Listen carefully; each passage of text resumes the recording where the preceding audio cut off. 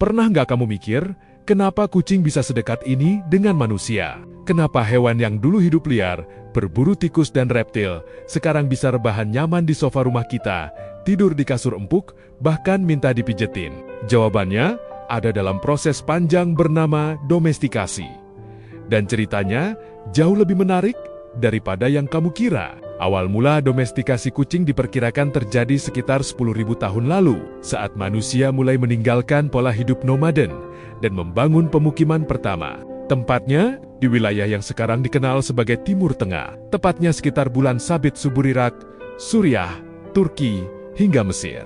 Pada masa itu, manusia mulai bertani, menyimpan gandum dan biji-bijian dalam lumbung. Tapi penyimpanan makanan ini menarik musuh alami manusia, tikus, dan disinilah kucing liar khususnya Felis libica, kucing liar Afrika masuk dalam cerita. Mereka mengikuti tikus yang berkeliaran di sekitar pemukiman manusia. Kucing datang bukan untuk bersahabat, tapi untuk berburu. Manusia awalnya juga tidak berniat memelihara kucing, namun lama-lama terjadi hubungan simbiosis. Manusia senang karena kucing mengurangi jumlah tikus, dan kucing senang karena punya sumber makanan melimpah tanpa harus jauh-jauh berburu. Tidak seperti anjing yang didomestikasi lewat proses panjang di mana manusia memilih sifat tertentu. Domestikasi kucing lebih bersifat self-domestication.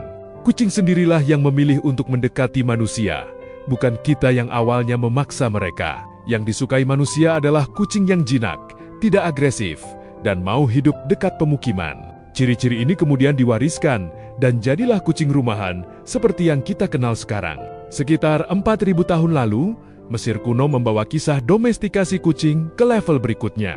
Kucing tidak hanya dianggap hewan peliharaan mereka, dipuja sebagai makhluk suci. Ada dewi bernama Bastet yang digambarkan sebagai wanita berkepala kucing, melambangkan perlindungan dan kesuburan. Karena itu, membunuh kucing di Mesir kuno bisa dihukum mati. Kucing-kucing bahkan dimumi seperti manusia dan dikebumikan di makam khusus. Dari Mesir inilah kucing kemudian menyebar ke Eropa, Asia, hingga seluruh dunia. Para pedagang kapal suka membawa kucing untuk mengendalikan tikus di kapal. Jadi secara tidak langsung, kucing ikut berperan dalam menjaga makanan, dokumen, bahkan barang berharga di perjalanan laut pada zaman dulu. Seiring waktu, manusia mulai mengembangbiakan kucing untuk berbagai warna dan pola bulu, meski tidak seintensif anjing. Karena itu, kucing modern tetap mempertahankan banyak sifat liarnya.